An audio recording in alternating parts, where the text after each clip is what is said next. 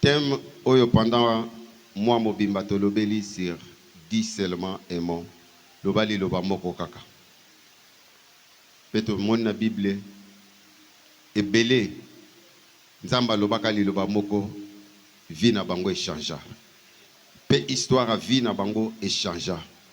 Ce qui a salaki na bango wana baza pe bato même nature ke biso.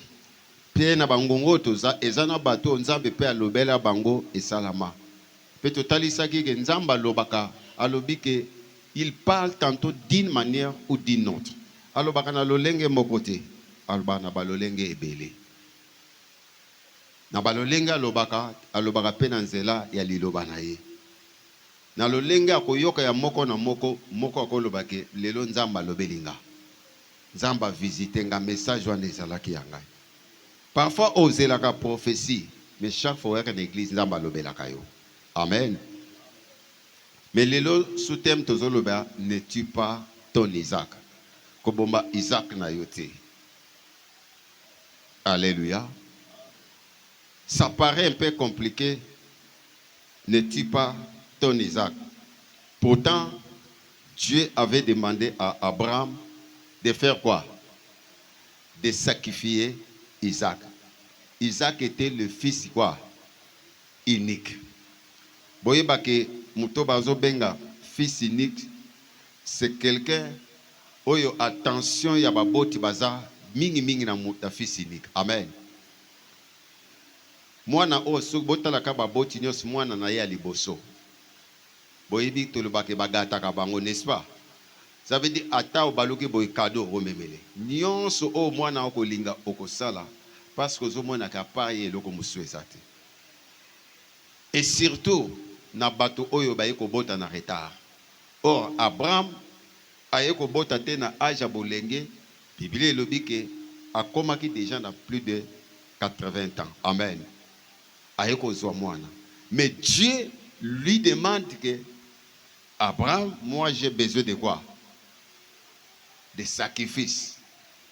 Abraham akoro ndima alobi bon nako sala ba sacrifice. Souvenez-vous dans les temps, les sacrifices ezalaki ya banyama. Tangu nzamba zo senga Abraham, Isaac, nzamba senga na mutu te. Batu nyonso bazako sala ba sacrifice dans les temps ezalaki nini? Ezalaki banyama. Mais akoma na Abraham azo senga nani? Isaac. Or Isaac était le fils unique.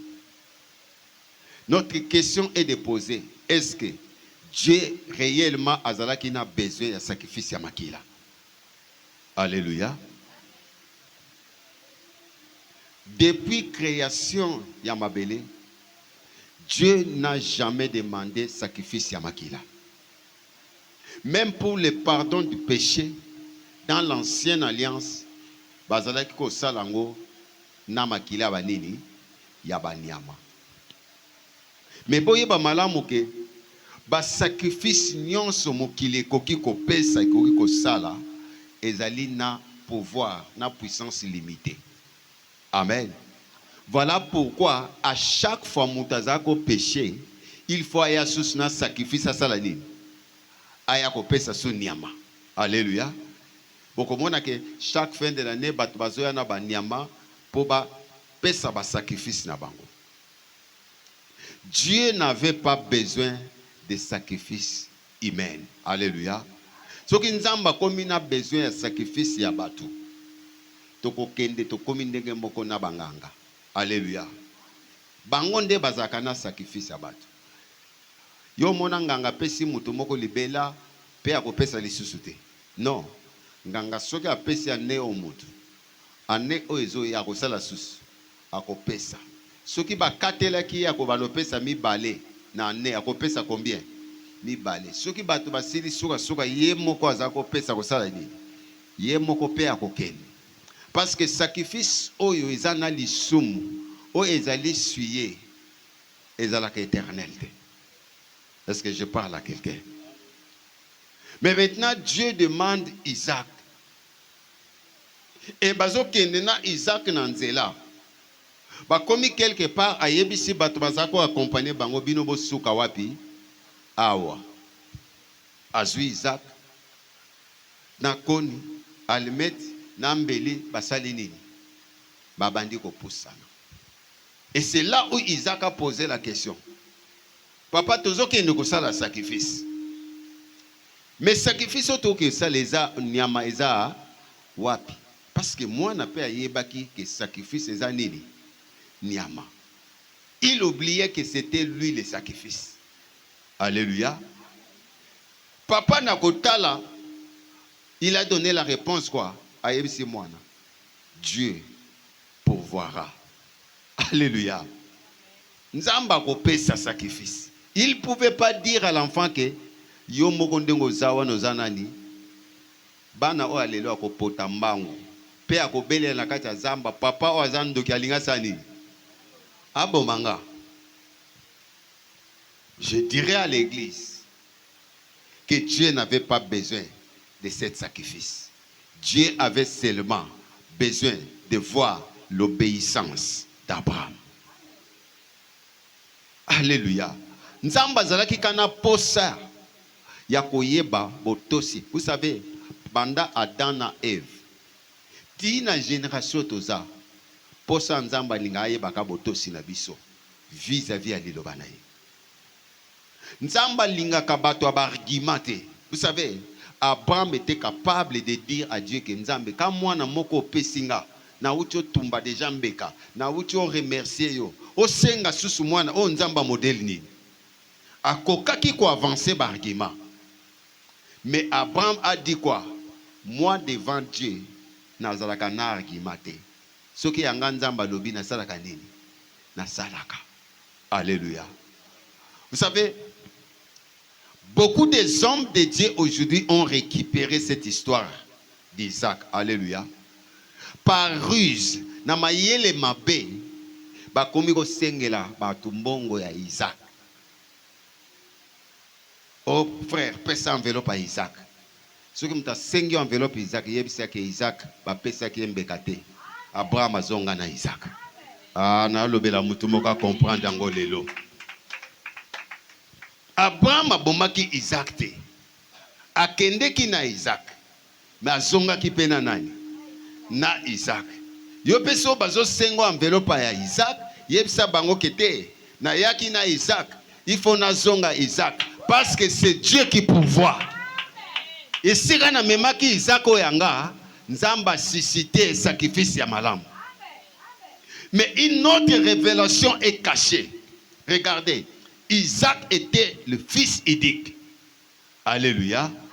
Mais un fils unique qui était aussi souillé parce que le sang, Isaac et Bota, papa, maman, et Zalaki na les soum. Dieu voulait dire à Abraham, je n'ai pas besoin de sacrifice de sang. S'il faut sacrifier pour l'humanité, l'homme ne sacrifie pas pour l'humanité. L'homme fait les sacrifices pour son intérêt. Sora linga comme DG, sora linga comme mutu, akosala sacrifice pas même pour la famille, mais sous propre intérêt. Voilà la raison pour laquelle Dieu aussi n'a tourné les seuls sacrifices que Dieu a acceptés. Les seuls sacrifices que Dieu a agréés, c'est le sacrifice des sang de Jésus-Christ. C'est lui-même qui a accepté. Pour l'humanité, pour toi et moi, il a dit, j'accepte. Souvenez-vous, Isaac était le fils unique. Jésus-Christ aussi était qui? Le fils unique. Mais le sang de Jésus-Christ, la Bible même dit, parle mieux que le sang de qui? D'Abel. Alléluia. Le sang d'Abel a crié, mais le sang de Jésus-Christ parle. Alléluia. Makila ya banyama. Bazako zongela. Mais makila ya Yesu, Bible dit, il est entré avec son propre sang. Et rideau à temple salaki nini? Et kweyaki. Et tant rideau à temple kweyaki. Et ça souna banyamate ya koboma po opesa sacrifice. Ce soir, j'ai dit à l'église, tes offrandes, tes dons, tout ce que tu peux donner ne peut jamais remplacer Jésus-Christ comme sacrifice. Vous pouvez beau gêner, vous pouvez faire tout ce que vous voulez, ça ne remplacera jamais ce sacrifice suprême de Jésus-Christ. Regardez, toute l'humanité était rachetée à un goutte de sang. Tant que makila Yesu et sokola biso et limbisa biso, vous savez quand batiaki mupanga, alléluia, il y a un écoulus, il y a un goutte, tant batiaka mutumbeli, il y a un goutte et quoi yaka, n'est-ce pas? Goutte kaka moko wana et longwana nzoto na ye ndenge e timba mabele, c'était pour le pardon de l'humanité. Voilà la raison pour laquelle, même si je tombe aujourd'hui, maintenant même si je suis en train de pécher, je n'ai plus de sacrifice à faire. C'est pas de reconnaître, Père, j'ai péché. Alléluia. Tout le monde a accès d'aller au Père sans passer par quelqu'un. Alléluia. Il n'y a plus de souverain sacrificateur. Il faut tellement libérer qui nous ressemble. Même tu es en train de préparer, tu peux être dans la présence de Dieu. À cause de ce sacrifice. Le vrai Isaac, c'est Jésus-Christ. Parce que c'est le sang de Jésus-Christ qui peut racheter. Alléluia. Voilà la raison pour laquelle, dans le livre de Romains 12, verset 1, ici Paul recommande quoi? Je vous exhorte, frères, par la compassion de Dieu, à offrir vos corps comme des sacrifices comment? Vivants. Les autres sacrifices étaient au bomanzoto, au baluka, au salaboy. Les seuls sacrifices que Dieu nous donne, d'offrir notre corps dans l'œuvre de Dieu. Offrir notre corps dans l'adoration. Offrir notre corps dans la louange. Vous en avez sacrifice. Frère, fais ça offrande, il y a sacrifice moko boye. Offrande ezo salo passe. Te ezana muto ayoka déjà passe na place offrande wana. Il s'est donné lui-même. Il a accepté pour toi et moi. Alléluia. Il y a des choses que les gens sont en train de créer pour seulement soif yambongo, l'évangile d'argent. Alléluia. L'offrande d'équipabilité. L'offrande d'âge. Nayoki no offrande ya âge. Donc, comment l'homme peut dire à Dieu que souka ya âge à 40 ans, on a payé 40 000, on a payé $40, souka âge, il faut ça la boy. Alléluia. C'est lui qui est le maître des temps et des circonstances. Qui te dit que vous avez 40 ans wana? Je lis quelqu'un dans la Bible, à Somba Biloko à Kolia, à Tienyon Nakatandako, à Lobi Molé Monanga Sepela Lia. Nzambatali lobi insensé. Nana yebisho ke lobi okokoma. Tu peux ramasser, tu peux okobomba ebele na ndako. Yango chaque fois na loba, o to tchaka na banque, o to boma na ndako ezaka biso te. O zo lia lelo, pantolo sombi ayo. Mais o yo bombaka. Na mona bat batikala na ba carte bancaire mais ba na compte.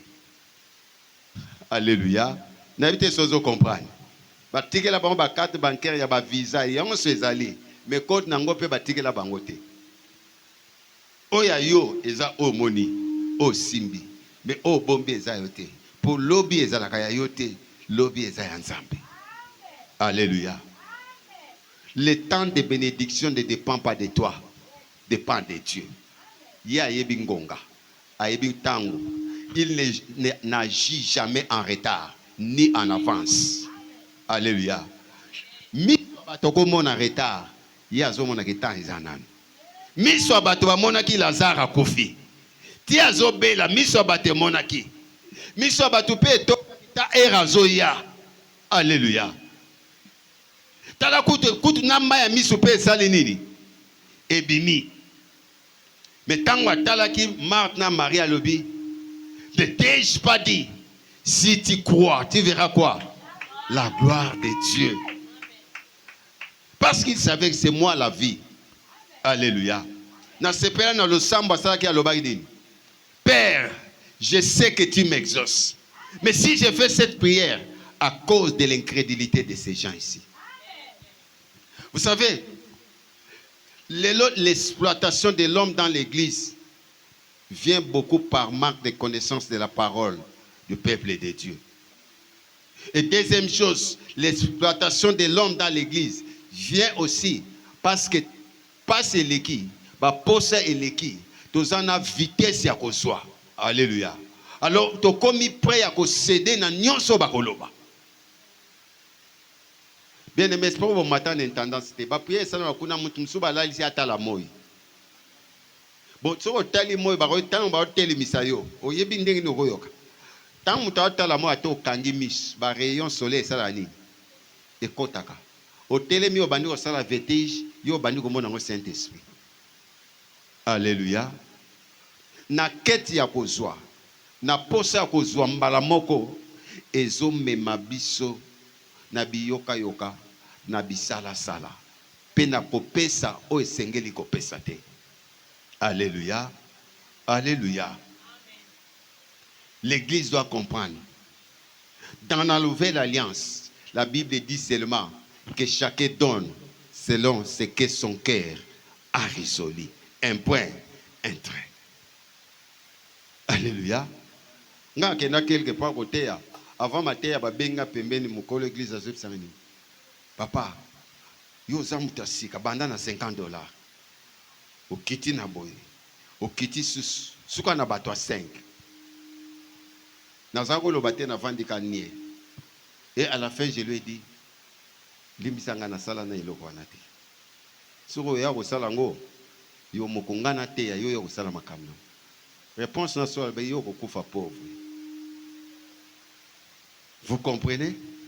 Alléluia.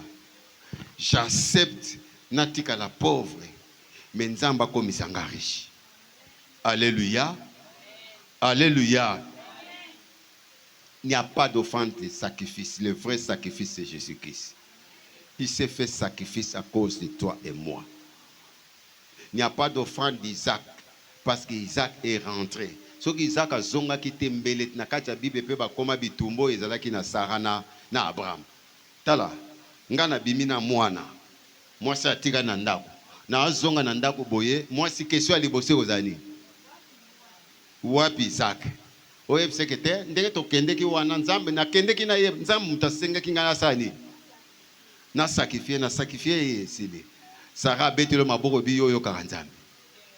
Alléluia. Mais les guerres bima. Yo muto pesa ba Isaac. Cela veut dire Isaac na yo zonga na ngote sala nini. Oboma le pambo le sale savoir. Alléluia. La Bible dit quand Dieu bénit, il ne le suivre d'aucun chagrin. Akoaki ko pambo la Sarah na Abraham te alansango na kufa. Alléluia. Zamba pambo la kate po alelisa. Akope so mwana te po mwana wana akoma kuluna soit maladie te soka pesi yo po yo sepela. Soka pesi yo mutuka po sepela. Apesi yo moto po sepela po na accidenté. Quand il bénit, il ne le fait suivre d'aucun chacun. Et ce soir je te dis, ne tue pas ton Isaac. Koboma Isaac na yote. Tout ce que Dieu te dit, il a besoin de ton obéissance. Alléluia. Beaucoup de personnes, pour Ayakakit, il a des arguments. Naozanga transport, naozanga boy. Mon toit zanga transport à Bimaka tous les jours. Les arguments c'est bien pour l'église, mais pas pour Dieu. Nzamba kotiko comprendre atamukolo moko te na argument. Soki ezana bato balinga ba pesa argument, eza bato Abraham. Alléluia. Abraham a kola nan de konaye nani Lot je crois, c'est qui Lot. Moi na maman na bino, mais nzamba ya bisoke boka bwana. Alléluia. Pe place nzamba zotinda etala, esenga ka place o bazotinda ba yebiso bénéfice na intérêt. Mais ba otindo esika oyo ebite kuna mboka ngo ezaka ndenge esina ko bongo be na ko bonga te. Mais parce que c'est Dieu qui a parlé, j'obéis seulement. La bénédiction, le miracle de Dieu est caché derrière l'obéissance. Yo lukaka bikamwa, o lukaka miracle et bomba mina botosa. Ngana lobaka le meilleur test de Dieu pour tout, même nous les serviteurs, c'est l'obéissance. Alléluia. Abraham a obéi. Mais si vous avez jeune riche, il y a cette histoire, il y a jeune riche dans la Bible. Jeune riche a yebsi Yesu na lingi na landa yo. Atuni est-ce que Rolanda ngabi? Oui, naza prêt. Mais tant que ba yebisa ke tika nyonso zana zwa babiloko zango mituka na yo banda ko kaba. Afandi Bible bi elongine kominini mawa. Abiche biloko na moneli pasi. Nakino kaba pona Rolanda yo te nasali choix nanga. C'est mieux que na tika là. Alléluia.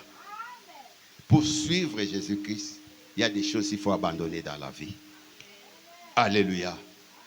Pour être sur le pas de Jésus-Christ, il y a des choses. Parfois, c'est difficile pour l'abandonner. Les camarades déjà pas si pour tikaye. Mais ceux qui nous ont dit tikaye, tikaye. Alléluia. Ceux qui nous ont dit tikaye, salanini, tikaye. Mais il parle pour son intérêt. Alléluia. Je vous dis même à l'église. Vous savez, ndengo yak en église, ce protocole avant sur place, vendre place wana. Parfois, lié à bénédiction, nous avons place wana. Place au senga ka yomoko qui nous vende, ça c'est votre volonté. Il y a des fois, il faut faire la volonté de qui? De Dieu. Même dans l'église, so ba bibo tombo la maboko yo, ton problème, tombo la nini. J'ai un témoignage là. Il y a un frère. Si bat une église, il y a boy à tombo la quitté. Comme Azagi déjà un futur pasteur. Amen. Vous dites que le futur pasteur va bon de la mingité. Et il croit déjà arriver. Amen. Bino bon mon antenne de l'église. Bato mingi ba le kakaliboso. Ba kamakasi na prière. Alléluia. Bon l'excel liboso te abo avant na kit bo landele so ko bon de la bien. Parce que il se croit déjà ya yebi. Alors frère, tant que batnyos batom maboko, moko bo kangi misu. Siko tango kangari misu, misu molime fongami atali batu nyons na l'église, nde batiaki boye, ba simbi ba panier. Alors, afongoli misu atali maboko bato, panier ezate. Azongi susu solobi makambo eza sérieux mbala moko asali nini tomboli rapide. Alléluia. Tant tozo sambela na ngaba, le frère là va venir. Il y a un frère akenda, ça fait kala na moni lobi akomelinga abi papa na zongi na terminus pesa nga adresse ozoye banga susu na ngaba na kati ya chambre wana ngabi frère wana azako ya alati propre. Ma jeune frère. Sobolubi, na lobaki biso tout au fukama, on va adorer. Il y a talaki bilamba zaki nango, ezako permettre te. Ki a fukama. Alléluia. To bandi adoration. Adoration et mata. Frère ako témoigner na suka lubi, ngana comprendre te na yoki mutu akangi ngawa. Donc frère modèle akweyaki, abina yoki net batindi kinga. Olia fuka maye penza kwa ya kosala nini ya kolala na bilamba pembe frère bandela. Alléluia. Quand Dieu parle, obéis seulement. Alléluia. Na l'autre frère comme qui kokimanga ya budaka kalibi l'église na bine kwa ya kapapamba mon ba frère sérieux mbinga net ba papa tindenge wana. Alors le jour où on a biso to prier ngabi ba o ba koyaka ye azobode na kwena ye. Mais moto adoration eleka. Jo ango ezaki ya ye mutalibosa okoya nani. Sikotala papa mbinga kwena mwanda ko tozako sambela. Akomo baluka na se. Tango atelemaki azoba te akeyebisa mutu bavanda na bi batindiki ngate. Mais na comprendre te kana suka na yo se retrouver que bon azotuna mutu bazaki ne ila sonité ndenge nazako baluka na singa bi on se moque pas de Dieu. Alléluia. L'obéissance est la meilleure des clés. Il y a des choses tala nzamba zo senga mutu moi farine tikali nango po asala mwana nayo mais azo yebisa musala nzambe balesa nganano ata bino moko. Alléluia. Ngape na tiango mbongo ngana ye na ndako na yo otikali na 5000 francs osala bana ta loso pamba. Alléluia. Ngana ye ka boye nga moko na sengi ma Joseph pesanga 5 yo lobi papa en tout cas biso a vite ka 5000 francs na zanga mama yo pesanga na 5000 francs wana ata balobi mama okabaka na motema okobeta na libako. Alléluia. Mais l'homme de Dieu n'avait pas besoin de cette nourriture. Il voulait seulement voir l'obéissance. Est-ce que vous avez prêt sur Nzamba lobi au sala? Je demande ce soir à l'église, est-ce que tu es prêt? Quand Dieu parle, que tu puisses obéir. Tu veux le miracle? Écoute Dieu. Alléluia. Et quand Dieu parle, Yom Tozeb se dit seulement un mot. Bongo sora yebsi olala na se nde kotosa. Alléluia. Tala nzamba yebisaka mutu teka makambo eza na faveur na ye. Nzamba ko yebisa mutu makambo eza na défaveur na yo. Na kacha ko yebisa nzamba ko blâmer yo. Nzamba ko gangela yo. Mais nzambe pe akopesa orientation. Pe ye pe akoki ko pambola yo. Amen. Le souci que j'ai ce soir, que chacun de nous puisse savoir, on ne dit pas Isaac. Isaac était le meilleur test de Dieu, de voir si Abraham va l'obéir. Alléluia. Et aujourd'hui, nous aussi, nous ne pouvons pas tuer Isaac. Nous, notre problème, de se présenter à Dieu comme des sacrifices vivants, saints et agréables. La Bible dit que ce qui sera pour Dieu un sacrifice agréable. Ça veut dire mbongo na yo te eza sacrifice agréable.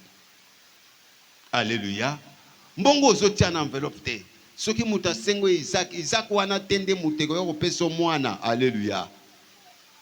Même otie $5000 otie combien yango te. Mbongo wana eza na poids makila ya Yesu te. Eko somba yo te. Alléluia. Le meilleur Isaac, c'est Jésus-Christ, qui s'est donné avec son propre sang en sacrifice pour toi et moi. Makile kotanga lisusu te kamoko anetanga de génération à génération. Ce sang-là est opérationnel. Vous savez, il y a des fois tant que le makila est sokolanga. Non, quand tu demandes déjà pardon, il y a le sang qui est tenté de te purifier. Ah, na évité ça comprendre les gars. On a parfois des rubriques, des modérateurs, des kabola. Mais un enfant de Dieu, quand il demande pardon à Dieu, c'est là où le sang entre en l'œuvre. Alléluia. Le sang le purifie. Parce que la Bible dit, si quelqu'un avoue ses fautes, les délaisse, il obtient miséricorde. D'abord, il faut avouer l'erreur. Alléluia. Deuxième chose, prendre la décision d'abandonner cette erreur. Et c'est là où le sang te purifie. Et Dieu va te justifier. Et quand tu te présentes maintenant en prière devant Dieu, tu te présentes devant Dieu sans motif de condamnation ni de culpabilité. Attends qu'il les a condamnés. Il y a condamné le sous-souté. Yango mona mutu mususu yo zo condamné ya zo pambwama. Yo zo bengo mutamasumu me ya zo pambwama. Ndenge ni na prophète église on a comprendre que o mutamasumu me a prophétisera. Yo nde mutozo mone mutamasumu na misu na yo amolimu na yo. Mais o ya misu amolimu nzambe nzamba yebi o ya zo mona ye. Vous savez, dans l'église, on n'établit jamais des juges. Alléluia. Il n'y a même pas, Dieu n'a jamais établi quelqu'un comme contrôleur. Voilà pourquoi le baki ke po o talana liso moninga talana o iza na wapi na misu na yo. Et je demande à l'église ce soir que chacun de nous ne puisse pas tuer son Isaac. L'Isaac doit vivre. Alléluia. Isaac doit vivre. Parce que c'est Dieu qui l'a béni. Comme ma bénédiction a été. Alléluia. Sœur moka benga non na salibu. Ina lingana benga yo me fona kanisa mwambo moka bi non non. Soko sali boutique. Obe ozana fond. Le capital on ne le touche pas. C'est une sémence. On ne donne pas à l'homme de Dieu, yo ozana capital à 500. Parfois on définit la banque $500 pour ça la commerce. obengi musala nzambe yako bondela ozwi susu na 500 wana olongoli mais ozobosaneke na bango osalaki nini odefaki intérêt nango baozela. Alléluia. Le capital batiaka yango na mabele soki nde ebotina nde para nzambe monanaka. Est-ce que je parle à quelqu'un? C'est ça la vérité de la parole. On ne touche pas le capital. Même si tu payes ta dîme, qu'on paie sa dîme na capital la yote, société kokweya. Alléluia. C'est ça la vraie parole. Que Dieu vous bénisse. Et que Dieu bénisse cette parole.